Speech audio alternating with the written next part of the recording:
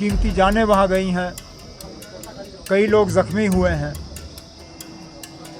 मैं तो सिर्फ उन्हें अपील करूँगा कि कानून को अपने हाथ में ना लिया जाए। हुकूमत उनकी है, इंतज़ामिया उनका है।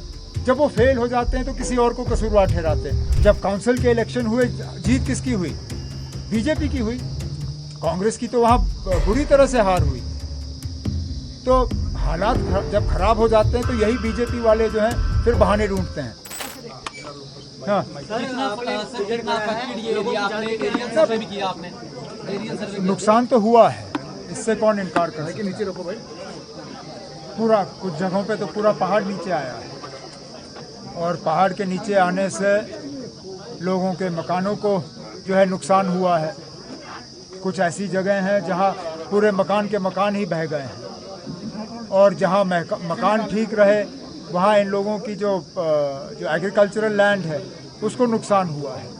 अब जैसे मैंने अभी इनसे बात करते हुए कहा है, जितना हुकूमत के तरफ से इनकी मदद के लिए किया जा सकता है हम कर लेंगे।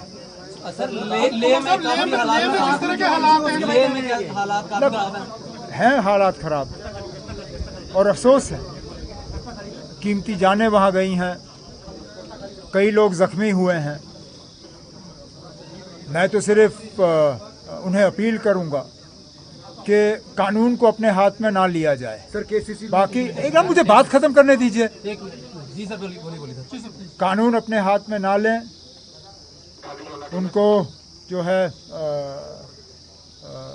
अमन का जो है रास्ता इख्तियार करना चाहिए और गवर्नमेंट ऑफ इंडिया को उनकी जो जायज़ डिमांड हैं उन पे जो है गौर करना चाहिए।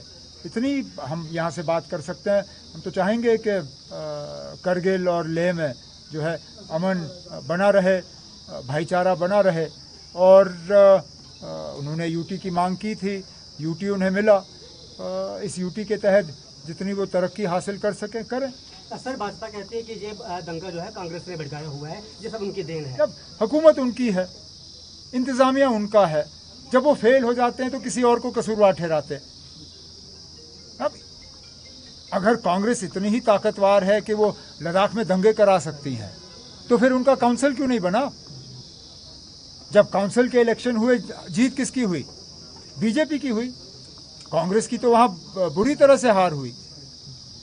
तो हालात जब खराब हो जाते हैं तो यही बीजेपी वाले जो हैं फिर बहाने ढूंढते हैं, वो किसी और को कसूरवार ठहराते हैं। जब फेलियर पहले इंतज़ामिया का है, जब कभी इस तरह के हालात बनते हैं पहला फेलियर जो है वो इंतज़ामिया का होता है। इंतज़ामिया को देखना चाहिए कि वो फेल क्यों हुए और इस तरह के हालात क्यों बने।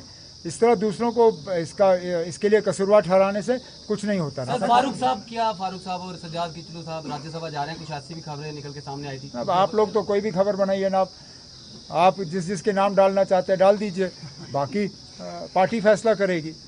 जहाँ तक मैं जानता हूँ अभी तक नेशनल कॉन्फ्रेंस में इस तरह की कोई बात हुई नहीं है कि मैंडेट किसको देना है। 4 सीटें हैं, अब 4 सीटों पे हम कितने लड़ेंगे और बाकियों को कितने सीटों पे हम लड़वाएंगे वो हम फैसला करेंगे।